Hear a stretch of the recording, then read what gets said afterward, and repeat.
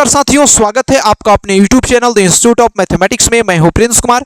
हम लोग पिछले क्लास में क्लासिफिकेशंस ऑफ नंबर यानी कि संख्याओं के वर्गीकरण को शुरू किए थे, जिसमें मैंने आपको बताया था कि संख्याओं को हम लोग दो भागों में बांटते हैं। एक संख्या को बोलते हैं रियल नंबर यानी कि वास्तविक संख्या, और दूसरे संख्या को हम लोग बोलते हैं काल्पनिक संख्या, that means imaginary number. Real number एक ऐसी संख्या को बोलते हैं जिस संख्या को हम लोग संख्या रेखा पर प्रदर्शित कर सकते हैं, और इमेजिनरी नंबर यानी कि काल्पनिक संख्या वैसी संख्या को बोलते हैं जिसको हम लोग संख्या रेखा पर यानी कि नंबर लाइन पर रिप्रेजेंट नहीं कर सकते हैं। ऐसी संख्या को हम लोग इमेजिनरी नंबर या फिर से जो है सो काल्पनिक संख्या कहते हैं।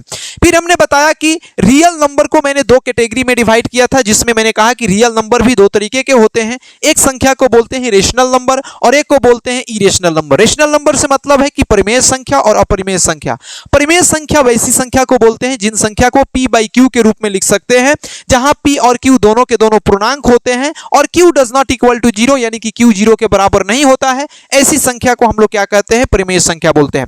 फिर आज के क्लास में हम लोग जो है सो समझेंगे कि जो परिमेय संख्याएं होती है यानी कि जो रेशनल नंबर होती है, इसको भी हम लोग दो भागों में बांट करके पढ़ते हैं। तो चलिए क्लास के स्टार्ट करते हैं। बहुत ही प्यारा सा क्वेश्चन है, बहुत ही प्यारा सा हमारा आज का क्लास होने वाला है, जिसमें हम परिमेय संख्याओं को भी जो है सो क्लासिफिकेशंस करके बिल्कुल बेसिक से चीजों को हम लोग समझेंगे। तो देखिए क्या है कि जो हमारा रेशनल नंबर होता है यानी कि जो हमारा परिमेय संख्या होती है, इस परिमेय संख्या को हम लोग भी कितने भागों में बांट देते हैं? इस परिमेय संख्या को हम लोग दो भागों में बांट देते हैं।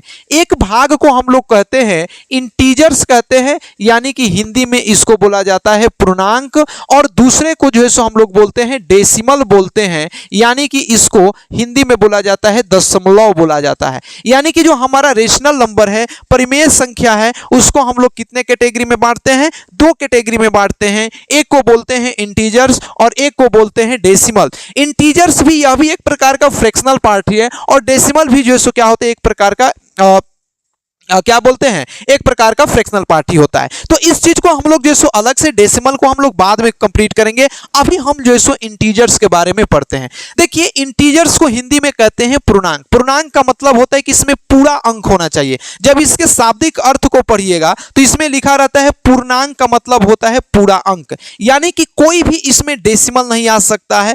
अगर फ्रैक्शनल पार्ट, फ्रैक्शनल भाग यानी कि भिन्न के रूप में भी संख्याएं नहीं लिखी होनी चाहिए। ये संख्याएं पूर्णांक होती है। इसमें हम चाहे वो निगेटिव नंबर हो, चाहे वो पॉजिटिव नंबर हो, चाहे वो जीरो नंबर हो, उससे मैटर नहीं करता है। मैटर यह करता है कि इसमें डेसिमल नहीं होना चाहिए, फ्रैक्शन नहीं होना चाहिए। ऐसी नंबर कोई पूरा अंक लिखा हो, कंप्लीट नंबर लिखा हो, उस नंबर को हम लोग पूर्णांक बोलते हैं। तो ऐसे अगर परिभाषित करते हैं पूर्णांक को, तो पूर्णांक संख्याएं जो होती हैं धनात्मक संख्याएं, ऋणात्मक संख्याएं और जीरो का जो कलेक्शन होता है, सेट होता है, उसको हम लोग क्या बोलते हैं? पूर्णांक संख्या बोलते हैं। इसमें पूरा का पूरा कंप्लीट नंबर होना चाहिए, कोई भी फ्रैक्शन डेसिमल नहीं होना चाहिए। जैसे मैं लिखता हूं कि माइनस का 3 एक पूर्णांक लिखा है कि नहीं लिखा है? तो 100% माइनस का 3 जो है एक इंटीजर्स लिखा है या फिर से एक पूर्णांक लिखा है। अगर मैं कहता हूं कि बताओ 0 एक इंटीजर्स लिखा है कि नहीं लिखा है? तो 0 भी एक इंटीजर्स लिखा है। अगर मैं लिखता हूं 7 एक इंटीजर्स लिखा है। अगर मैं लिखता हूं 5 एक इंटीजर्स लिखा है। लेकिन अगर मैं कहूं माइनस का 2/3 प्लस का 5/4, क्या यह जो है सो इंटीजर्स के फॉर्म में लिखा है? क्या यह जो है सो पूर्णांक के फॉर्म में लिखा है? तो यह जो है पूर्णांक के फॉर्म में नहीं लिखा है। क्यों? क्योंकि अगर इसको ये जो है फ्रैक्शन के पार्ट में लिखा गया है, जब इसमें भाग लगाएंगे तो ये पूरा डिजिट नहीं देगा,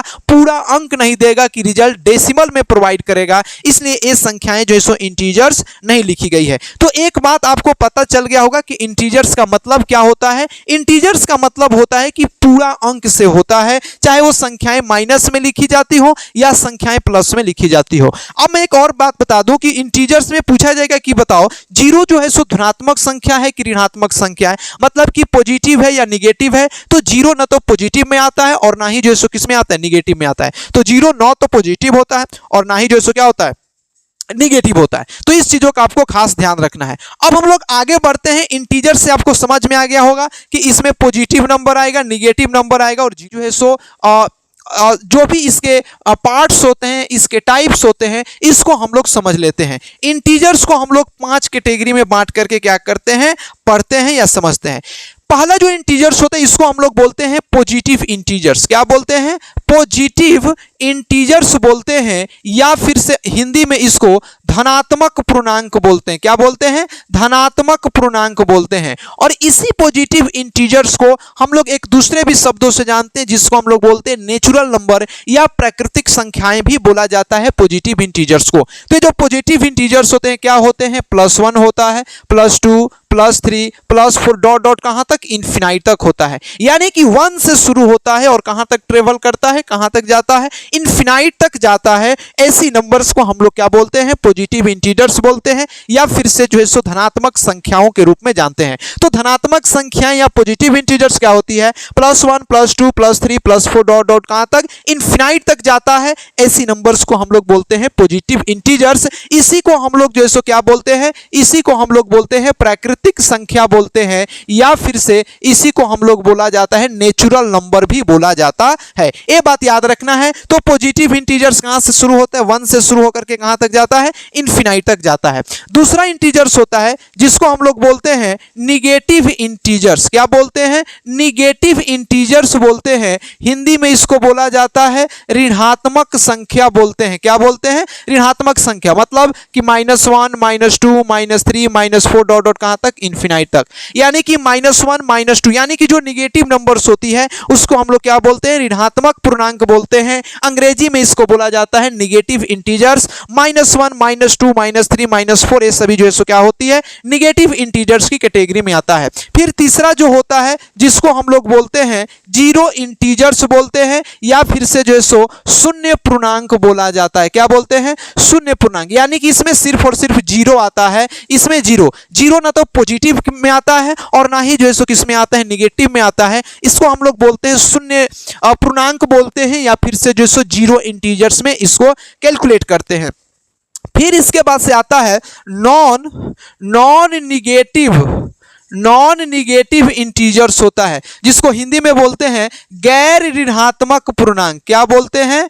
गैर ऋणात्मक पूर्णांक। ये गैर ऋणात्मक पूर्णांक क्या होता है? गैर ऋणात्मक पूर्णांक का मतलब होता है कि एक वैसा पूर्णांक जिसमें निगेटिव इंटीजर्स नहीं हो, यानी कि नॉन निगेटिव इंटीजर्स हो, उसमें निगेटिव छोड़ करके जितने भी बचते हैं वो सभी हो। तो इसकी जो शुरुआत होती है वह होता है जीरो से। 0, 1, 2, 3, 4 डॉट डॉट कहां तक? इन्फिनाइट तक। जीरो ना तो पॉजिटिव है और ना ही जो है सो क्या है? निगेटिव है। तो इसको हम लोग इसमें क्या करते हैं? कंसीडर कर लेते हैं। यानी कि जो नॉन निगेटिव इंटीजर्स होता है कहां से शुरू होता है? जीरो से शुरू होता है। और इसी नॉन निगेटिव नंबर को, नॉन निगेटिव इंटीजर्स को एक और नाम से जानते हैं, जिसको हम लोग बोलते हैं होल नंबर बोलते हैं, या इसको जो है सो पूर्ण संख्या के भी नाम से जानते हैं। तो ये नॉन निगेटिव इंटीजर्स जो होता है, यानी कि गैर ऋणात्मक पूर्णांक कहां से स्टार्ट होता है? जीरो से स्टार्ट होता है, और जीरो से लेकर के कहां तक जाता है? इन्फिनाइट तक जाता है, अनंत तक जाता है। ये चीजें ध्यान में रखनी है।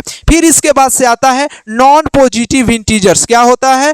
नॉन पॉजिटिव इंटीजर्स होता है, जिसको हम लोग बोलते हैं गैर धनात्मक पूर्णांक। क्या बोलते हैं? गैर धनात्मक पूर्णांक। यानी कि ये हो जाएगा 0, -1, -2, -3 कहां तक? माइनस इन्फिनाइट तक जाता है। तो इसको हम लोग बोलते हैं, क्या बोलते हैं? गैर धनात्मक पूर्णांक बोलते हैं। कि इसमें जो है धनात्मक पूर्णांक को हम लोग शामिल नहीं करते हैं, जीरो को शामिल करेंगे। चूंकि जीरो यहां भी होगा, यहां भी होगा। चूंकि जीरो ना तो पॉजिटिव है ना ही निगेटिव, इसलिए दोनों में इसको कंसीडर कर लेते हैं।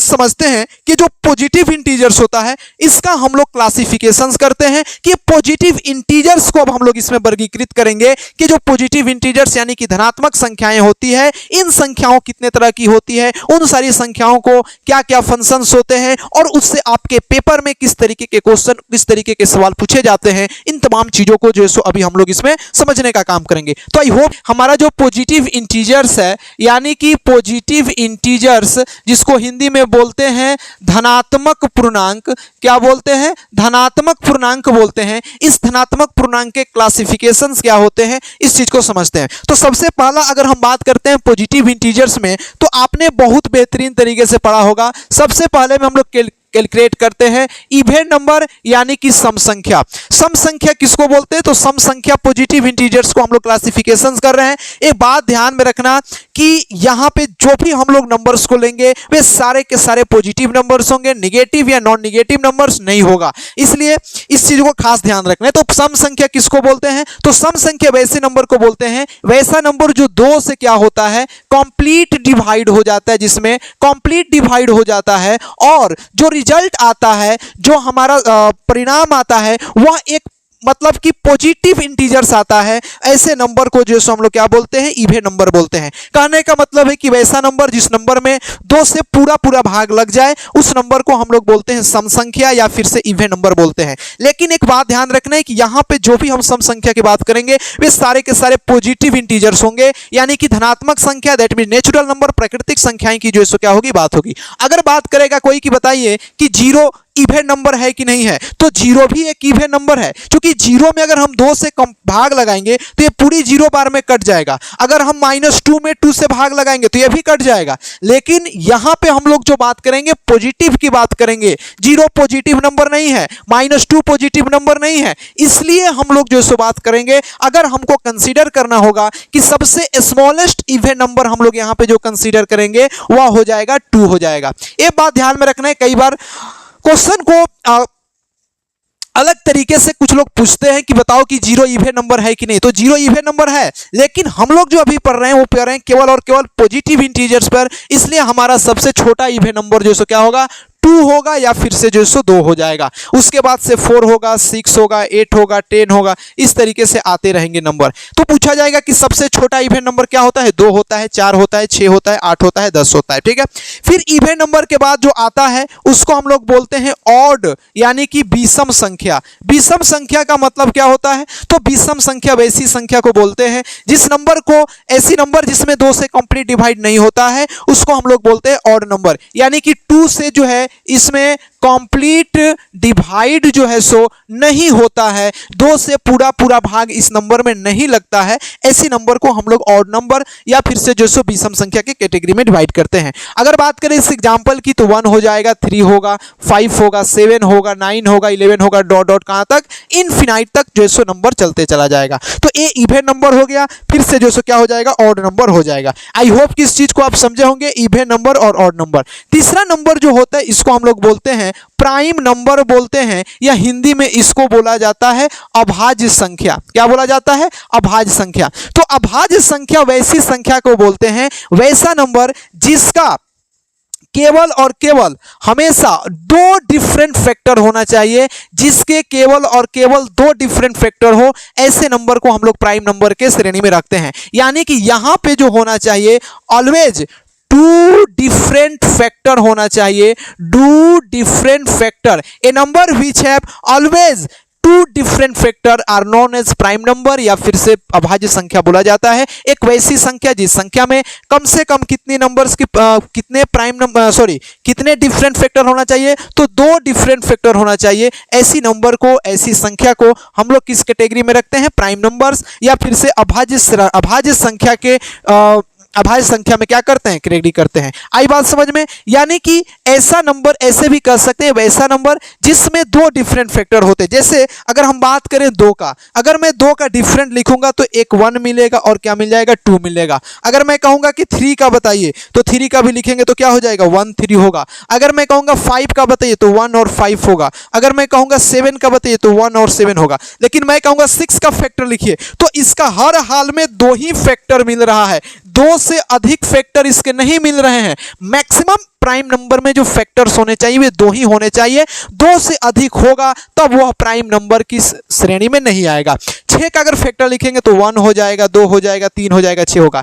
इसके 2 से ज्यादा फैक्टर हैं, इसके 4 फैक्टर हैं, इसलिए 6 को हम लोग प्राइम नंबर में या फिर से अभाज्य संख्या में कंसीडर नहीं करते हैं। तो प्राइम नंबर या अभाज्य संख्या किसको बोलते हैं? एक वैसी संख्या, एक वैसा नंबर जिसके पास एटलीस्ट मतलब मैक्सिमम केस में कितने डिफरेंट फैक्टर होना चाहिए? हमेशा दो ही फैक्टर हो सकता है, एक 1 हो सकता है और दूसरा वो खुद संख्या हो सकती है। ऐसी नंबर को हम लोग कौन सा नंबर बोलते हैं? प्राइम नंबर बोला जाता है। अब आपके मन में एक बात आएगा कि बताइए कि जो 1 लिखा है क्या 1 प्राइम नंबर है कि नहीं है? तो 1 जो है प्राइम नंबर नहीं है। 1 कौन सा नंबर है? 1 प्राइम नंबर नहीं है। एक बात और जो 2 नंबर है, ये 2 इकलौता ऐसा प्राइम है जो कि कौन सा नंबर होता है? इवन होता है। 2 इकलौता ऐसा यूनिक प्राइम नंबर है जो कि इवन होता है। इसके अलावा चाहे जितने भी प्राइम संख्याएं बनती है, जितने भी अभाज्य संख्याएं बनती है, सभी के सभी कौन सी नंबर होते हैं? तो सभी के सभी होते हैं ऑड नंबर या फिर से विषम संख्या बोला जाता है। तो प्राइम नंबर बहुत इंपॉर्टेंट टॉपिक है। इसको बहुत इस पर क्वेश्चन को पूछा जाता है। इसको हम पूरी तरीके से एक एक चीज को, छोटी छोटी चीजों को हम डिस्क्राइब करते हुए चलेंगे। प्राइम नंबर्स क्या होता है? एक वैसी संख्या, एक वैसे नंबर जिसके ऑलवेज 2 डिफरेंट फैक्टर होते हैं, 2 अलग अलग गुणनखंड होते हैं, फैक्टर्स होते हैं। ऐसे नंबर्स को हम लोग क्या बोलते हैं? प्राइम नंबर्स बोलते हैं या फिर से अभाज्य संख्याएं बोली जाती है। सबसे छोटा अगर प्राइम नंबर की बात करें तो सबसे छोटा प्राइम नंबर, सबसे स्मॉलेस्ट प्राइम नंबर जो है 2 होता है और 2 इकलौता ऐसा प्राइम नंबर है जो कि इवन होता है। बाकी इसके जितने भी प्राइम नंबर आते हैं सब के सब क्या होते हैं? ऑड होते हैं या फिर से जो है विषम होते हैं। तो 2 को कंसीडर करना है, 2 ही जो है क्या होता है। ये बात समझ में आ गई आपको कि प्राइम नंबर्स क्या होते हैं। अब हम लोग प्राइम नंबर से थोड़ा सा और आगे बढ़ते हैं, क्योंकि प्राइम नंबर को हम अभी अलग से एक टॉपिक बनाकर के इसको कंसीडर करेंगे। ऐसा नहीं है कि प्राइम नंबर इतना ही है। अभी थोड़ा देर हम कंपोजिट नंबर समझा लेते हैं, जो हमको समझाना है समझा लेते हैं, फिर हम प्राइम पर जो है एक बड़ी सी टॉपिक है, मतलब एक बड़ा लंबा चौड़ा इस पर कहानी है प्राइम नंबर की, इसको हम लोग अभी समझते हैं। लेकिन अभी के लिए आपको इतना समझ में आ गया होगा कि प्राइम नंबर क्या है। अभी हम समझते हैं प्राइम नंबर के बाद से कंपोजिट नंबर या फिर से जो है कंपोजिट नंबर समझ लेते हैं कि आखिर कंपोजिट नंबर क्या होता है। तो देखिए, कंपोजिट नंबर जो होता है, कंपोजिट नंबर को हिंदी में बोला जाता है भाज्य संख्या। क्या बोलते हैं? भाज्य संख्या बोलते हैं। ये भाज्य संख्या क्या होती है? भाज्य संख्या कहते हैं कि इसके पास 2 से अधिक डिफरेंट फैक्टर होते हैं, मतलब कि more than 2 different factor, more than 2 different factor होते हैं। ऐसे नंबर को कौन सा नंबर बोलते हैं? कंपोजिट नंबर बोलते हैं या फिर से जो है इसको हम लोग बोलते हैं भाज्य संख्या बोलते हैं। भाज्य संख्या वैसी संख्याएं को बोलते हैं जिस संख्या के पास 2 से अधिक अलग अलग गुणनखंड होते हैं। जैसे मैंने आपको बताया 6 के बारे में कहा कि 1 होता है, 2 होता है, 3 होता है, 6 होता है, यानी कि इसमें 2 से अधिक, इसके 4 फैक्टर है, इसलिए जो नंबर हो जाएगा कौन सा नंबर हो जाएगा? कंपोजिट नंबर हो जाएगा। अगर मैं बात करूं 4 का तो 4 1 हो जाएगा, 2 हो जाएगा, 4 हो जाएगा। 4 के 2 से अधिक फैक्टर है, इसलिए 4 जो होगा कौन सा नंबर हो जाएगा? कंपोजिट नंबर हो जाएगा। तो कंपोजिट नंबर वैसे नंबर को बोलते हैं जिसके 2 से अधिक गुणनखंड होते हैं, और प्राइम नंबर वैसी संख्या को बोलते हैं जिसके केवल 2 गुणनखंड होते हैं। ऐसी संख्या को हम लोग प्राइम बोलते हैं। अब मैं बात पूछूंगा, अभी मैंने थोड़ा देर पहले पूछा था कि ये बताइए 1 जो है प्राइम नंबर है कि नहीं है? तो वहां पे मैंने कहा कि 1 प्राइम नंबर नहीं है। तो 1 अगर प्राइम नंबर नहीं है तो कंपोजिट नंबर भी नहीं है, क्योंकि 1 के पास ना तो 2 गुणनखंड है और ना ही 2 से ज्यादा गुणनखंड है। 1 के पास सिर्फ एक ही फैक्टर है और वह खुद इटसेल्फ अपने आप का नंबर है। तो एक जो होता है ना तो प्राइम की कैटेगरी में आता है और ना ही जो है सो कंपोजिट नंबर की श्रेणी में आता है। आपसे कई बार ऑब्जेक्टिव में सवाल पूछा जाता है कि बताइए कि 1 जो है सो प्राइम है या कंपोजिट है, या प्राइम और कंपोजिट दोनों है, या पूछा जाता है कि ना तो प्राइम है और ना ही जो है सो क्या है? कंपोजिट है। तो 1 जो है ना तो प्राइम की कैटेगरी में आता है और ना ही कंपोजिट की कैटेगरी में आता है। तो अब सबसे बड़ी बात है कि ये बताइए कि सबसे छोटा कंपोजिट नंबर क्या होता है? तो स्मॉलेस्ट कंपोजिट नंबर की बात करें तो सबसे स्मॉलेस्ट या सबसे छोटा कंपोजिट नंबर जो होता है वह होता है 4। सबसे स्मॉलेस्ट कंपोजिट नंबर क्या होता है? 4 होता है, और वो भी इवन नंबर भी होता है। कई बार पूछ लिया जाता है कि बताओ कि सबसे छोटा समभाज्य संख्या क्या है? तो सबसे छोटा समभाज्य संख्या जो है वह कौन सा हो जाएगा? 4 हो जाएगा। और पूछ लेगा कि ये बताओ कि स्मॉलेस्ट कंपोजिट नंबर जो कि ऑड है, सबसे छोटा विषम भाज्य संख्या कौन होगा? तो सबसे छोटा विषम भाज्य संख्या जो है कौन सा हो जाता है? 9 होता है। क्योंकि 9 के पहले जितने भी फैक्टर्स हैं वे सब जो ऑड नंबर है लगभग सब जो है क्या है? प्राइम है। अगर बात करें 3 का 5 का, 7 का, ये तीनों के तीनों प्राइम है। तो 9 इकलौता ऐसा सबसे पहला इवन नंबर है जो कि क्या होता है, कंपोजिट होता है या फिर से जो सो भाज्य संख्या होता है। ये बातें ध्यान में आना चाहिए। और दो जो है, दो स्मॉलेस्ट प्राइम नंबर है, दो सबसे छोटा प्राइम नंबर है जो कि क्या होता है, इवन होता है। इसके अलावा जितने भी प्राइम नंबर बनते हैं सब के सब क्या होते हैं, ऑड होते हैं, दो को छोड़ करके। आई होप कि इस चीज को आप समझ चुके होंगे कि प्राइम नंबर्स क्या है, कंपोजिट नंबर्स क्या है। अब हम लोग थोड़ा सा और आगे बढ़ते हैं। एक शब्द होता है जिसको हम लोग बोलते हैं परफेक्ट नंबर, हिंदी में बोला जाता है परिपूर्ण संख्या। क्या बोलते हैं, परिपूर्ण संख्या बोलते हैं या फिर से परफेक्ट नंबर बोलते हैं। आखिरकार परफेक्ट नंबर या फिर से जो सो परिपूर्ण संख्याएं जो सो क्या होती है, इस चीज को हम समझ लेते हैं। इसको समझने के लिए मैं आपको एग्जांपल के थ्रू समझाता हूं। जैसे मैं यहाँ पे कोई नंबर लिखता हूं, यहाँ पे कोई संख्या है 2, यहाँ पे मैं लिखता हूं 4 है, 6 है, 12 है, 28 है। परिपूर्ण संख्या मैं आपको समझा रहा हूं। यहां पे मैंने कुछ एग्जाम्पल लिखा है। इस एग्जाम्पल में मैंने बताना है कि परिपूर्ण संख्या। अब मैं 2 का फैक्टर लिखूं, 2 का फैक्टर क्या होगा, 1 और 2 होगा। 4 का फैक्टर 1, 2 और 4 होगा। 6 का फैक्टर लिखना होगा तो 1, 2, 3 और 6 होगा। 12 का फैक्टर लिखना होगा तो क्या होगा, 1 होगा, 2 होगा, 3 होगा, 4 होगा, 6 होगा और 12 होगा। 28 का फैक्टर लिखना होगा तो क्या होगा, 1 होगा, 2 होगा, 4 होगा, 7 होगा, 14 होगा और क्या होगा, 28 होगा। 16 का फैक्टर लिखना होगा तो क्या लिख सकते हैं, 1, 2, 4, 8 और 16। यहां पे मैंने कुछ संख्याएं लिखी हैं और इस संख्याओं का मैंने क्या लिखा है, यहां पे फैक्टर लिखा है। इसमें एक चीज कॉमन है। जैसे यहां पे मैं लिखता हूं, परफेक्ट नंबर वैसी नंबर को बोलते हैं जिस नंबर का, ध्यान से समझिएगा, परफेक्ट नंबर वैसी संख्या को बोलते हैं जिस नंबर का सबसे बड़ा फैक्टर, जिस नंबर का सबसे बड़ा फैक्टर, परिपूर्ण संख्या वैसी नंबर को बोलते हैं जिस नंबर का सबसे बड़ा फैक्टर उससे छोटी जितनी फैक्टर्स हैं अगर उसके योगफल के बराबर आएगा तब उस नंबर को हम लोग बोलते हैं परिपूर्ण संख्या या फिर से परफेक्ट नंबर बोलते हैं। परफेक्ट नंबर वैसी नंबर्स को बोलते हैं, वैसी संख्या को बोलते हैं जिस संख्या का सबसे बड़ा फैक्टर, सबसे बड़ा गुणनखंड जो है वो संख्या जो है उससे छोटी जितने भी फैक्टर्स हैं उन सारे संख्या को जोड़ेंगे, अगर उसके बराबर आ गया तब उस नंबर को बोलते हैं परफेक्ट नंबर या परिपूर्ण संख्या बोलते हैं। अब देखिए 2, अगर मैं कहूंगा कि 2 एक परिपूर्ण संख्या है तो नहीं है। अगर मैं कहूंगा 4 तो 4 का सबसे बड़ा फैक्टर 4 है, 2 में 1 को जोड़ेंगे तो क्या 2 और 1 4 बनाएगा, नहीं बनाएगा, यह भी परिपूर्ण संख्या नहीं। अगर 6 की बात करें तो 6 का सबसे बड़ा फैक्टर 6 है।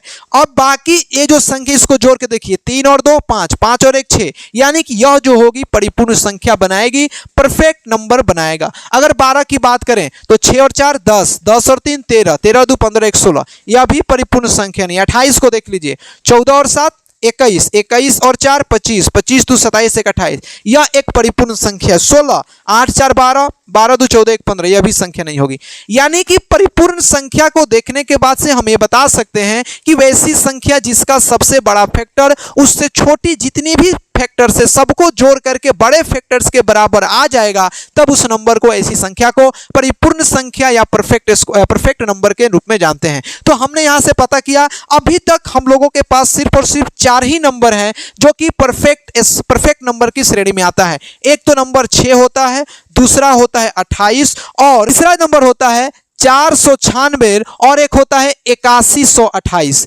यहीं तक अभी तक हमारे पूरे नंबर सिस्टम में और भी आगे की तरफ होते होंगे, लेकिन हम लोगों को यही 4 नंबर से आपके पेपर में क्वेश्चन पूछे जाते हैं या हम लोग को ध्यान में रखना है कि कौन कौन से पूर्ण संख्या हम लोग को मिलता है। एक मिलता है 6, दूसरा मिलता है 28, तीसरा मिलता है 496 और एक मिलता है 8128। यही 4 हम लोगों को जानना है। ये 4 नंबर कौन कौन से संख्या होते हैं, तो पूर्ण संख्या, परिपूर्ण संख्या या परफेक्ट नंबर्स की श्रेणी में आते हैं। तो परिपूर्ण संख्या समझ गए कि नहीं समझ गए। परिपूर्ण संख्या होता है, बहुत कॉम्प्लिकेटेड चीज नहीं है, लेकिन इससे क्वेश्चन कई बार सीडीएस के पेपर में या फिर से बैंकिंग के पेपर में कई बार इससे पूछा जा चुका है। पूछता है कि बताओ कि इनमें से कौन सी परिपूर्ण संख्या है, डायरेक्ट ऑप्शन देकर देखकर पूछा जाता है कि बताओ कि इनमें से कौन सी परफेक्ट स्क्वायर नंबर या कौन सी परिपूर्ण संख्या है, तो परिपूर्ण संख्या देख लेंगे वैसी नंबर जिसका सबसे बड़ा फैक्टर होगा, उससे छोटे जितने भी फैक्टर्स होते हैं सारे फैक्टर्स को जोड़ेंगे, अगर उसके बराबर आ जाएगा तो परिपूर्ण संख्या है,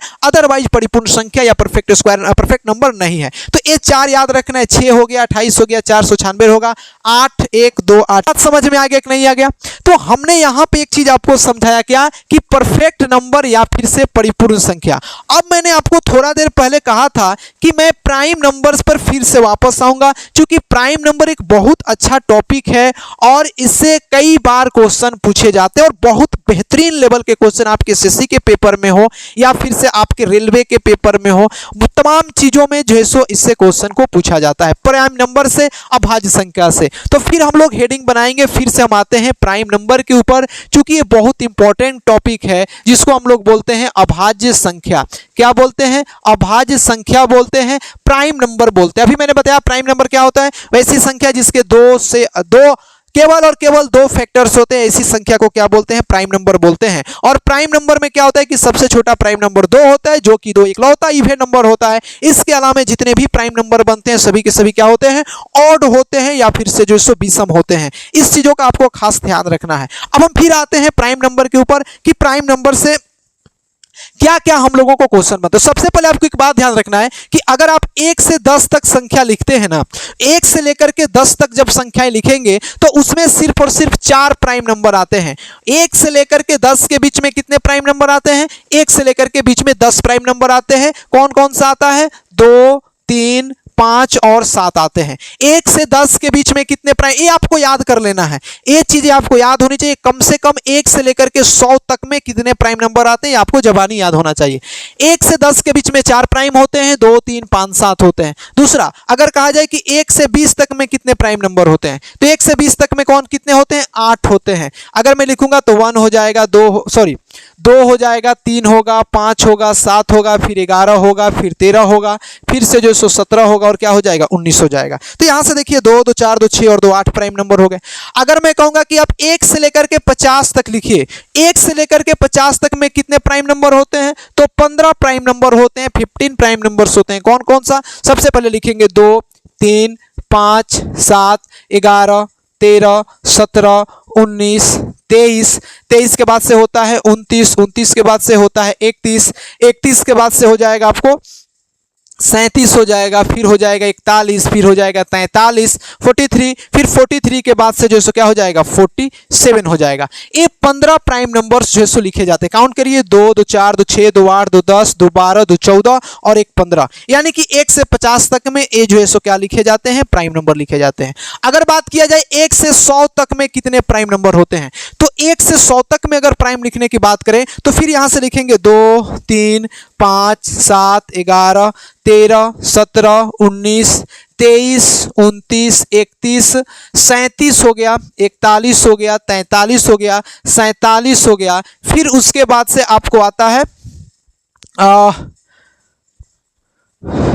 47 के बाद से आपको आता है 53, 53 के बाद से आपको आता है 59, 61 आता है। फिर आप इधर आ जाता है कितना? 67 आता है। फिर आपको 71 आता है, 73 आता है, फिर आपको 79 आता है, फिर 83 आता है, फिर 83 के बाद से आपको आता है कितना? 87 नहीं, 89 आता है, फिर आता है 97।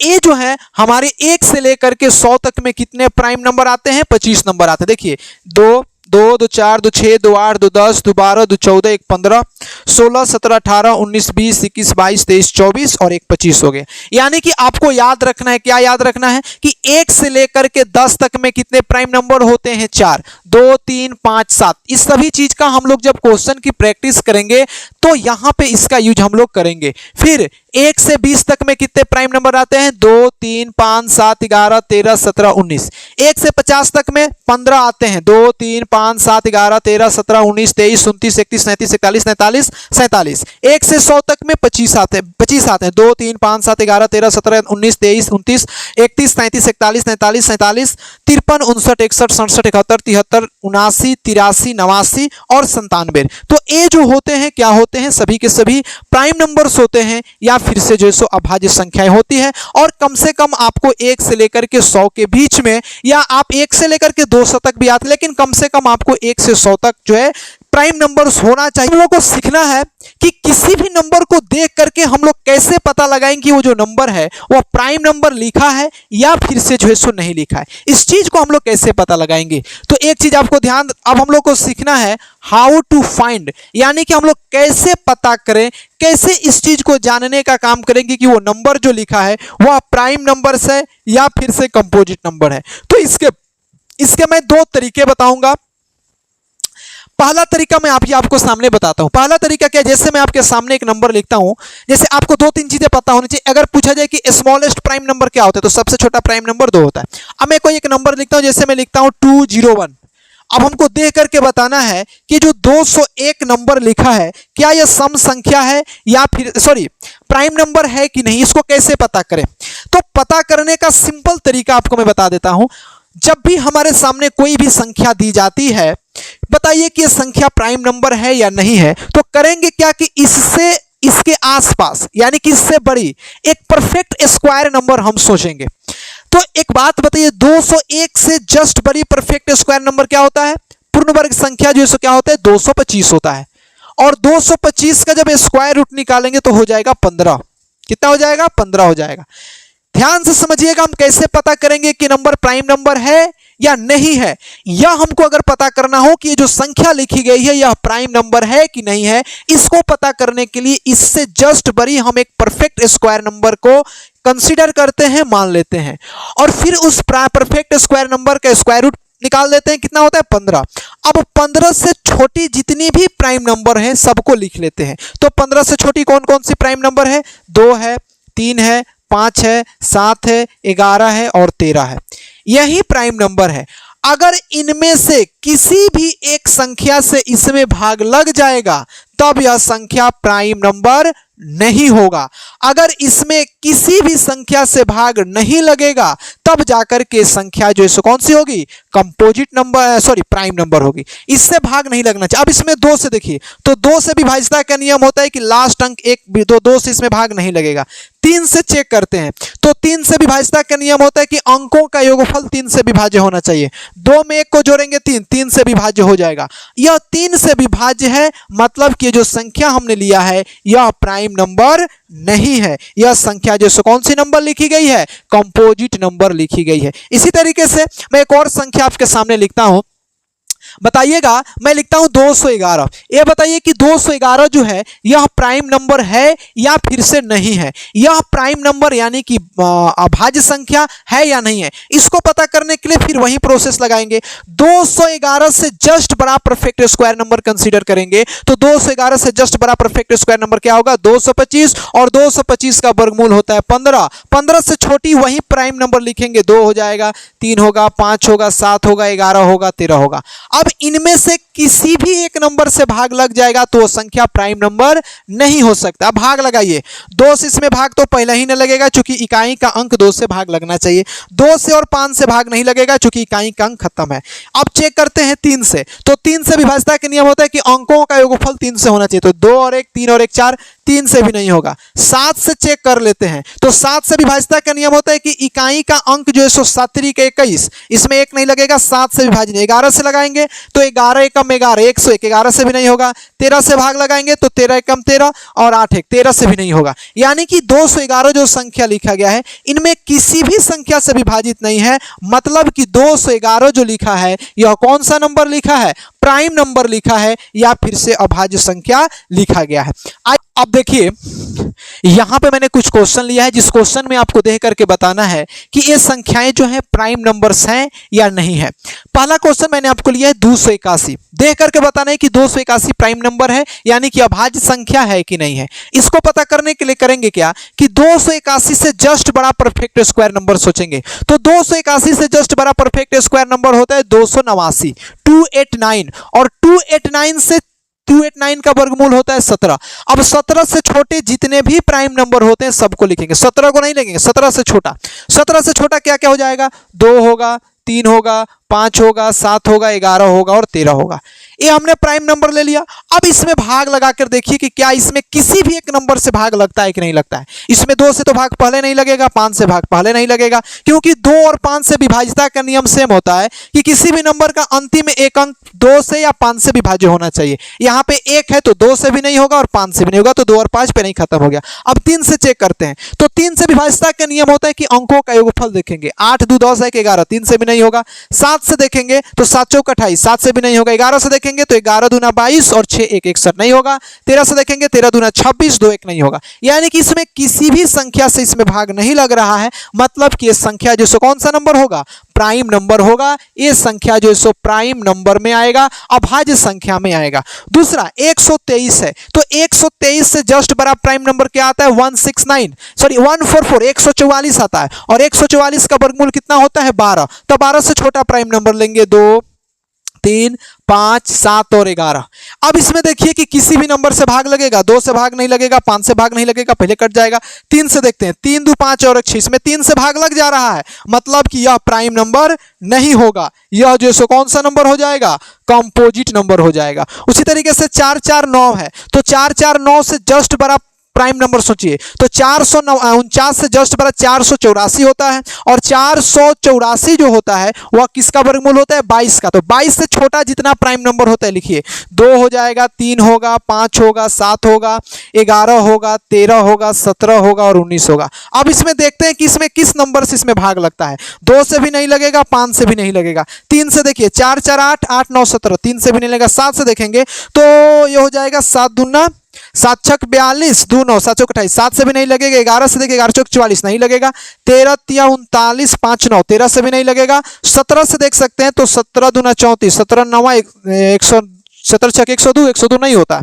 19 से लगा के देखेंगे तो 19 दूना 38, यहाँ से हो जाएगा 6 9 नहीं, 19 से भी नहीं लगेगा। इसमें किसी भी संख्या से भाग नहीं लग रहा है, मतलब कि ये संख्या कौन सी नंबर लिखी गई है, प्राइम नंबर लिखा गया है। क्या लिखा गया है, प्राइम नंबर। इसी तरीके से 863 को आप देख सकते हैं, 863 से के आसपास कोई एक परफेक्ट स्क्वायर नंबर सोचेंगे, हो जाएगा 900, और 900 का वर्गमूल होता है 30। तो 30 से जितने छोटे प्राइम नंबर होते हैं सबको लिखेंगे, फिर उससे अगर भाग लग जाएगा तो प्राइम नंबर नहीं होगा। अगर नहीं लगेगा तब जो सो प्राइम नंबर होगा। आई होप कि इस चीज को आप जो सो समझ चुके होंगे। अब हम लोग नए तरीके सीखते हैं जिसमें आपको मैं